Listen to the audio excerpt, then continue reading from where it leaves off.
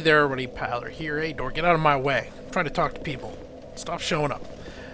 Um, oh boy. It's gonna be a good episode.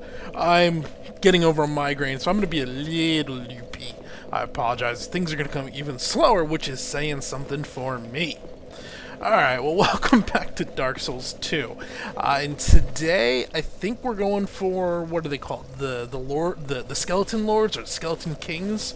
And we should be getting to them very, very quickly. We're just going to cut through this cave here. We got to kill off a few guys. So, I got Lightning Spear, yep, we're looking good there. Just checking out my gear.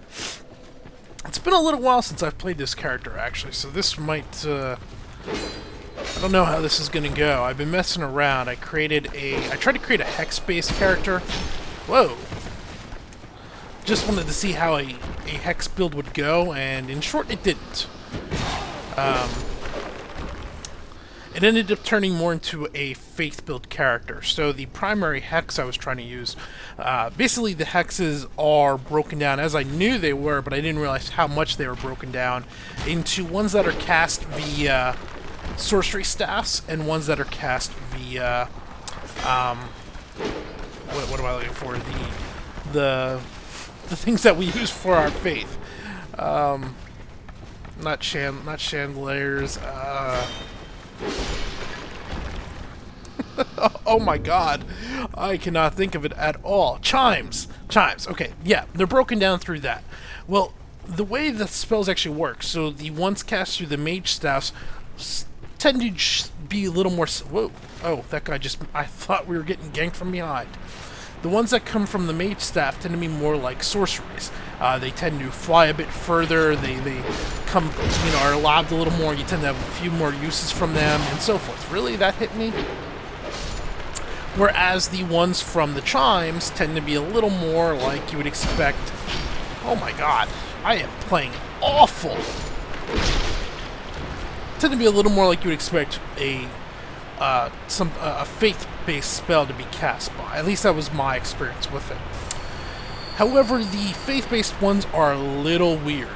And by based, I mean faith as their primary of the two.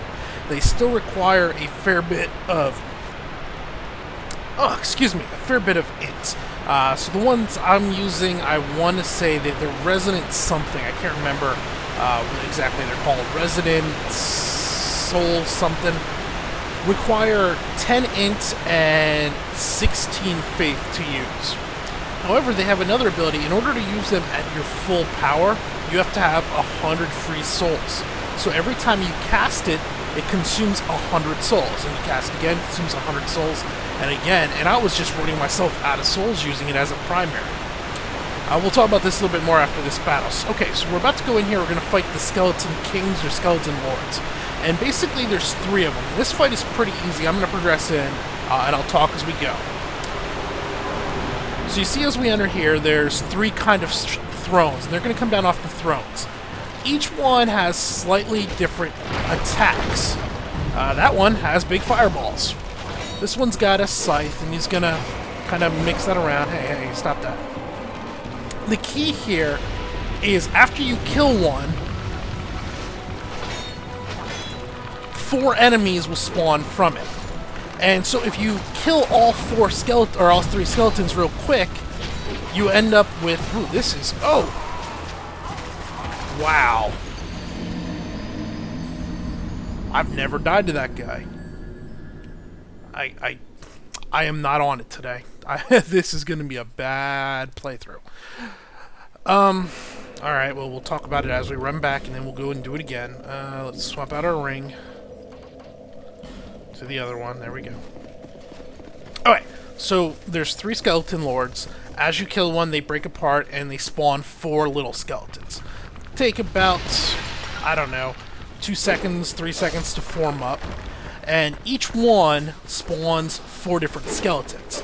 The one we were fighting spawns guys like this guy right here with rapiers. The one at the far other end of the room when we came in, so we went to the rightmost, the leftmost one who has the scythe spawns kind of like that guy we just killed right there. A little bit heavier ones, kind of skeleton knights.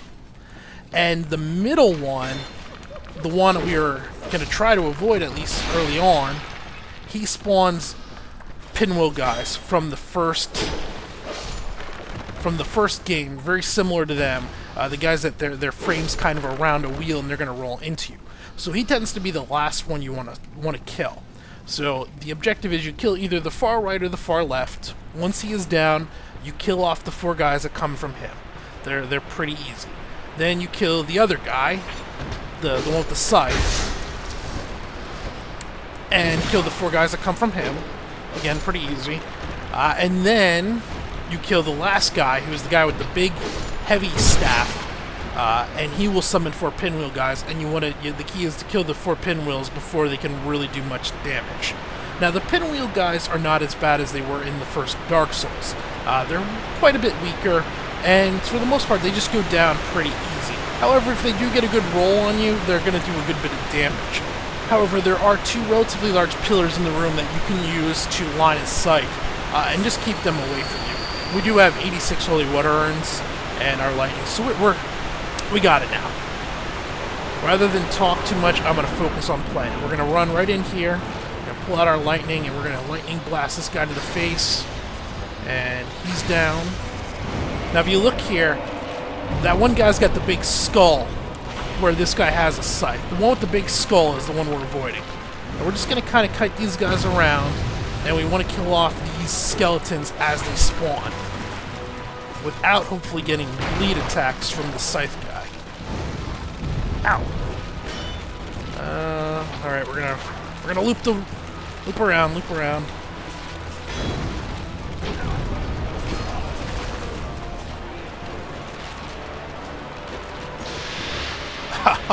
That almost killed that guy, which we did not want to do. Whoop. Oh my god! Okay, they're down. Alright, everything's fine. We're still good. We're just gonna come over here. We're gonna drink. And we're gonna almost die. Where did you come from? Let's kill this guy. And we'll drink again. They should spawn relatively close to where you killed the last one. So you can see these guys are wearing a little bit heavier armor. They're still not overly dangerous.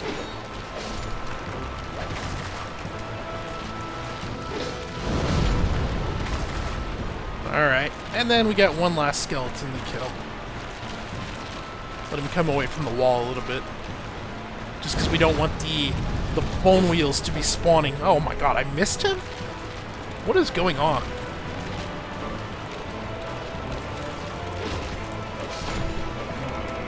Okay. Now with two-hander, we should be able to, pretty much as soon as these bones start popping up, we should be able to hit them and just kill them. Here's another one. I can hear one. Where's my camera? Right there. And then there's probably one coming behind, right there. Hey, stop that. Oh! There you go. He's dead. Really not all that bad. I'm just... Oof. Migraines. I don't have the migraine today, but I have the leftovers of it. It kind of makes my head feel fuzzy. Things are a little slower coming. Probably not the best time to be playing Dark Souls. But there we go. We lost, figure, 3,000 souls to repair that ring. That's all that cost us. That fight, if you have good teamwork, teammates that are going to work with you, is stupidly easy. As basically, as soon as they fly out, each guy picks up one of the ads, it dies, and then you have one more ad to kill afterwards. However, if you summon two allies and they all attack a different god, or a different skeleton king, you can end up fighting all 12 of the ads at once, which can get a little hairy. You can also do very easily pyromancies. Use AoE pyromancies. The big ones, you can knock those guys out real fast, too. So, a pretty easy, straightforward boss. And we're going to go ahead and we're going to follow this bridge across. This bridge will go back up afterwards. And I should also mention, that right there is a nice area before you cross, if you want to throw down your sign, because you can just turn around right outside the door, drop your sign on the ground, and do some co-op, get someone in. I don't see a whole lot of people having trouble with that fight, though, so there probably won't be nearly as much co-op going on in that area. Alright, oh crap, I forgot to... For those of you playing ahead, I apologize. I should have said before, right there, obviously, if you're playing ahead, you were going to go and kill that boss. Now that we're over on this side, this path leans around, and there's some offshoots, and we're going to talk to this NPC in a moment, but we end up down in this kind of this poison-riddled mining area down here. Our objective is that tower over there.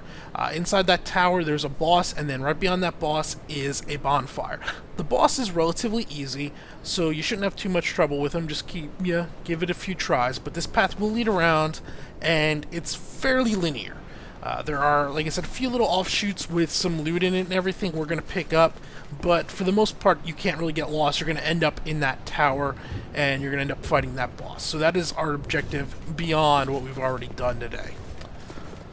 Alright, for those of you staying around, let's have a talk. Are you a traveller? I'm Chloanne, an Orestone trader. I travel about collecting rare stones, which I sell to make my living. I never planned to visit this God's forsaken place. But I don't know.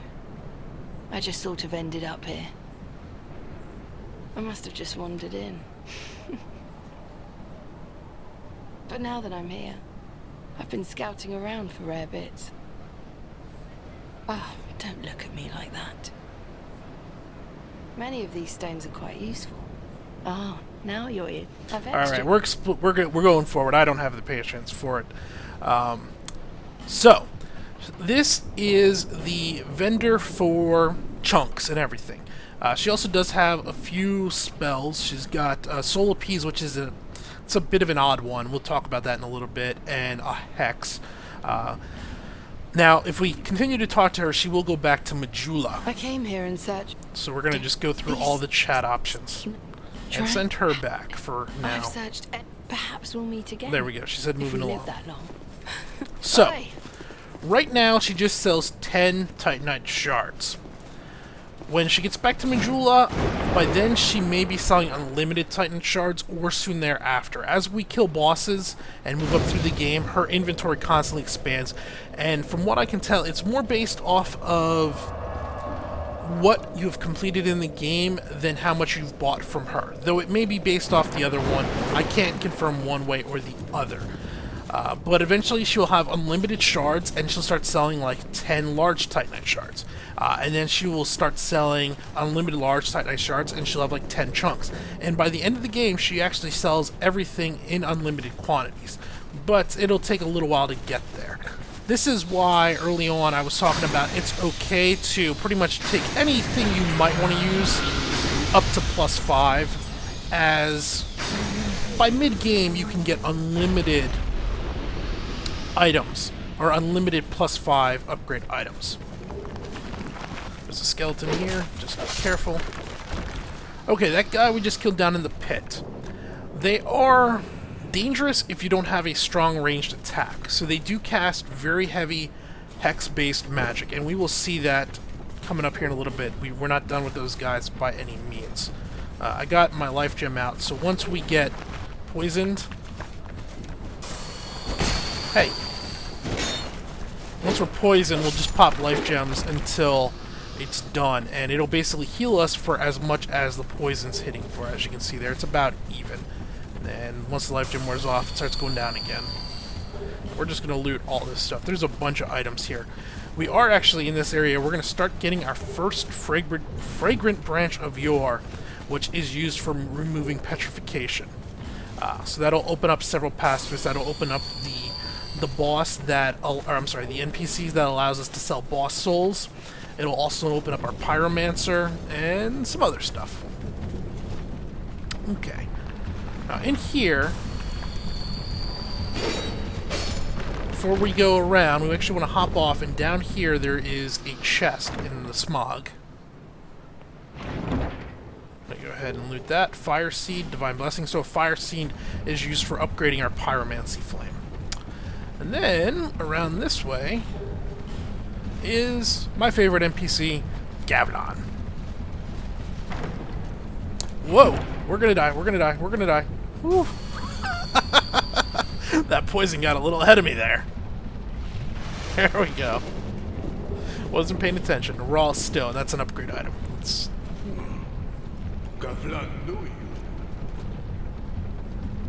Gavlin's a man of few words. I can appreciate that. Alright, what can we buy here? We already have the ring that increases poise. We've already bought all of his arrows, and we don't really need any of this stuff, so we're still good there. We can sell some items, so let's just clear out any doubles we have.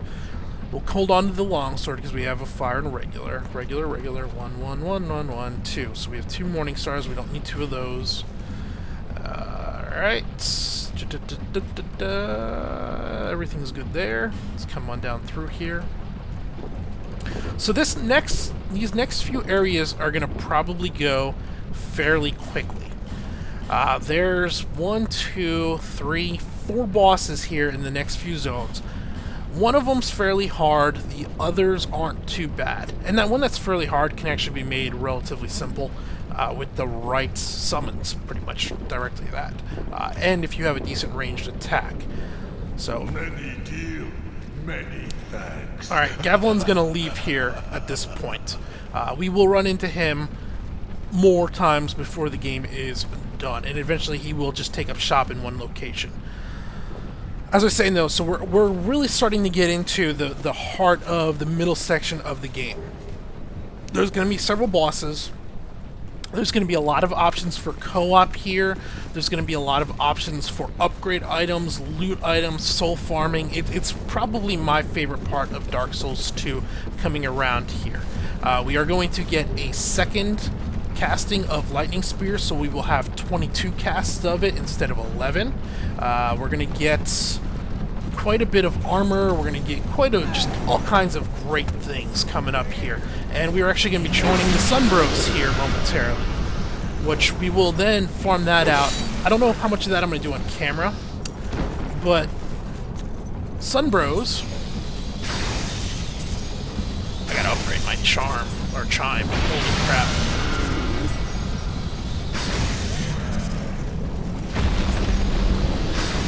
The Sunbros, what you do is, instead of token of fidelities, when you assist somebody, you get a token of either the Brotherhood or Sunlight, I can't remember what it's called. And you can turn those in at the Sunbros Shrine, which we're going to come across. And then after you upgrade, I think we have to turn in a total of 30 of them. We will actually get a reward of Greater Soul Lightning, which we definitely want. Hey, come back here. Come here. Come on down. Alright, he's dead. And we don't really need to kill that guy, there's no reason to. Okay, and here we're going to hang our right, and there's a bonfire. So we didn't have to go very far, that's why I was going through those lightning spells like there was no tomorrow. I didn't have to hold on to them. So yeah, we're coming across a lot of upgrades. We're also going to get the Ember for the blacksmith in Lost Bastille, so we'll be able to start imbuing our weapons. There's just a lot of good stuff here. Okay, our primary route is that way through there. Do I want to go get Sunbros? Now let's take care of this first. Okay, 2 traps in this zone. For the time being, we're going to go straight ahead, and we're going to come up this path, and there's a fair chance I'm going to die here. You can see a big dude on the other side. Now, I was talking about how these guys can be dangerous, however, they have no elevation to their attacks. You might notice his attack just goes straight out. So if you can do like I was doing with the lightning spells and either get above or below them... Oh, this isn't good. It's always going to just go right by you. Now, I'm trying to draw him back up here, and he's going to be a pain in the butt. As you can see, there's another wall there that only he can break through, and I want him to break through it for me. His spell won't. He has to actually physically hit it, and he's not going to do it. Now that he's down there, he won't come back up, so we're going to have to reset him and come back around. You know what? Just for that, I'm going to kill you. Yep, just for that, I'm going to... Ooh, is he coming up? Is he coming up? There he is. There we go. Come on, come on. Follow me in here. Follow me in here. Come here, Duddy. Oh! You can see how much that hurt. Almost killed me.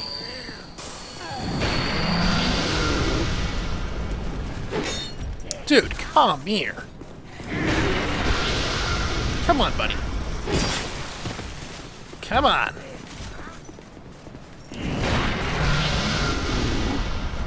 I just want you... yeah, you're just gonna die. If we reset him, he'll be standing here and we can run around before he gets bugged outside of the area. So we're just gonna do that. We're gonna kill him. We're gonna hop down here. We're gonna open this chest. We're gonna go back to the bonfire. I'm trying to think. I don't think there's anything great on this side, but we're doing everything, so I'm gonna do it. Want my life gems? Okay, down we go. There's an item here, Soul of a Nameless Soldier. Then we're gonna follow the bloodstains straight ahead to a ladder. We might actually make it out before we get poisoned. We did.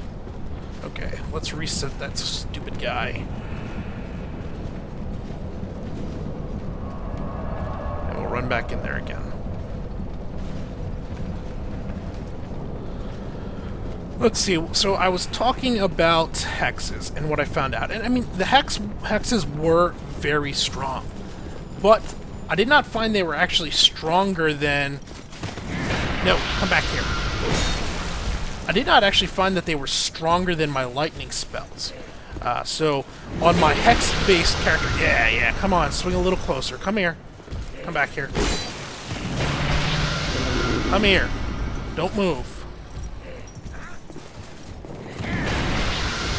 Can I push him towards the door? Towards the wall? Yeah, here we go. Now swing at me. Thank you. He hit me. Not good, not good, not good.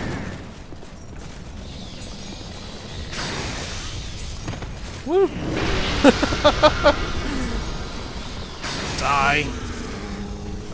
Wrong one.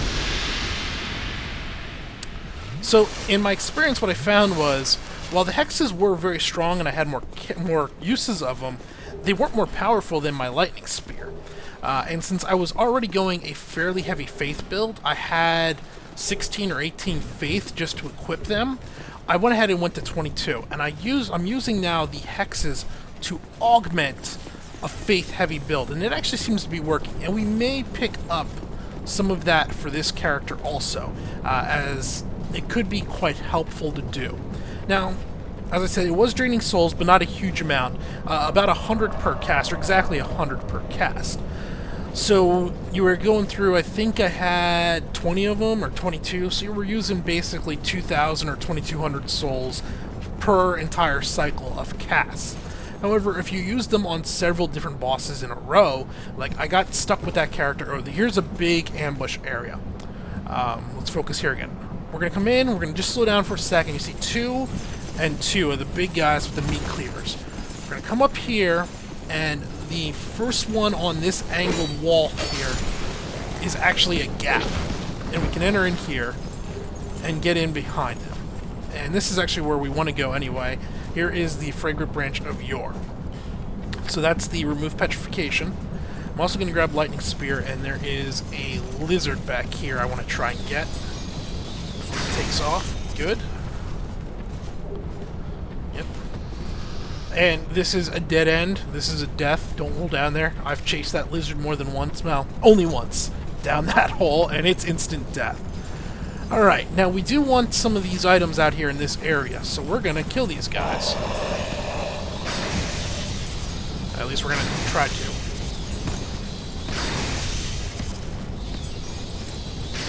I don't have enough lightning spells, so when I get one down low like that, I'm going to then target the other one and hope that some splash damage will kill it, or we will use force. And then once we get down to 1, we can just...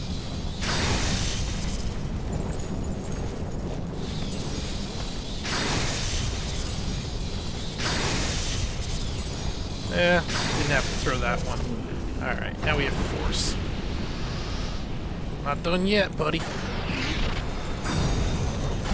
Doesn't hit nearly as hard. Let's get off of there.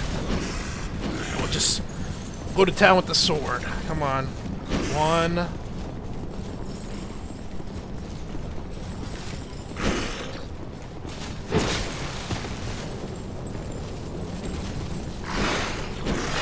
Whoa. Stagger! Now, I would not recommend trying to, unless you are way better than I am, trying to take all 4 of these guys on at once without using some type of cheese is highly, highly questionable. I know some people would look at what I just did of drawing them to the wall and basically getting them where they couldn't get to me. Well, yeah, it is cheesy, except it was also a complete total dick move from Software to put 4 of them in this area, and there's a lip here. Once you come down in here, you're not getting back out.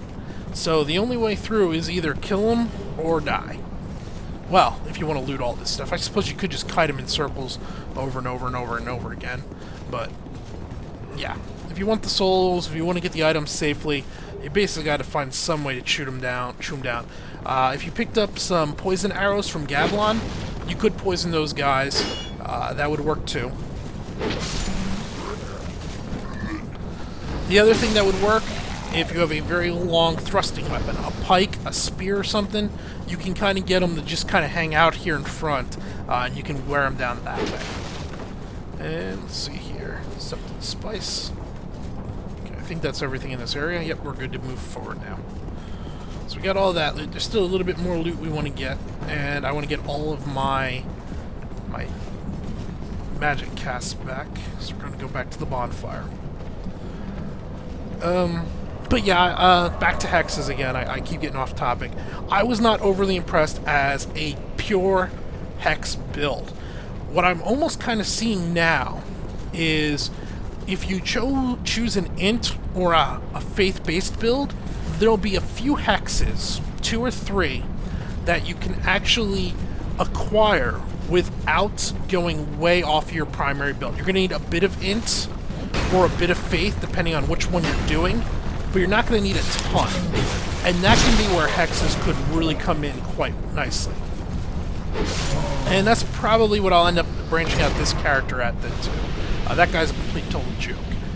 Alright, so again, these guys are very easy. They won't be able to throw up here. It's just going to hit the ground underneath us. And we can just take them out. And again.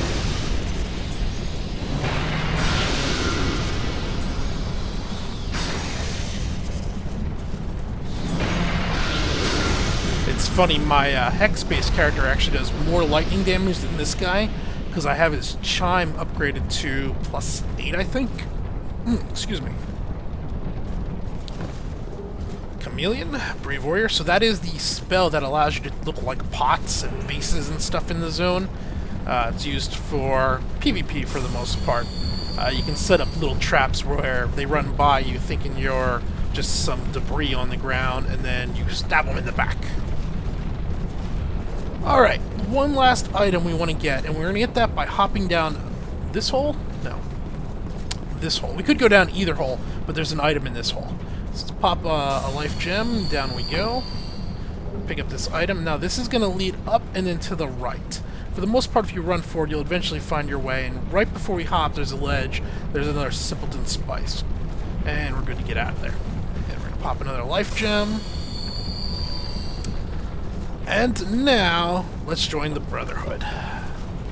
Okay, at this point here, we want to head straight ahead for the little fortress here, or the windmill, whatever you want to call this. Instead, we're going to head over here. And another life gem. Now, be a little careful here. You can see a lot of dead people, because there's another one of these guys. And this just area is not great for fighting him. He can really... It's a really narrow corridor for his swings. Ow! You're dead. Alright. And here, right here, is the Brotherhood of the Sun. Sun Bros! So, of course, we're going to learn the gesture, and we're going to enter the Covenant. And this will probably be the Covenant I run through most of the game at this point, as we want to get all the lightning spells. We also probably want to equip that ring, as that ring boosts magic damage, if I remember. Slightly increases miracle attack power. Slightly, I don't know. It's a toss-up between that one and keeping the blades. The blades is going to do all of our melee. Maybe we'll drop the Ring of Restoration. The Ring of Restoration really isn't that great. It's so slow. Let's go ahead and put that on there. Alright, we're actually running low on time. This is taking longer than I thought. Probably didn't help that I died to the Skeleton King. We have actually gotten quite a bit done this episode. It's just been...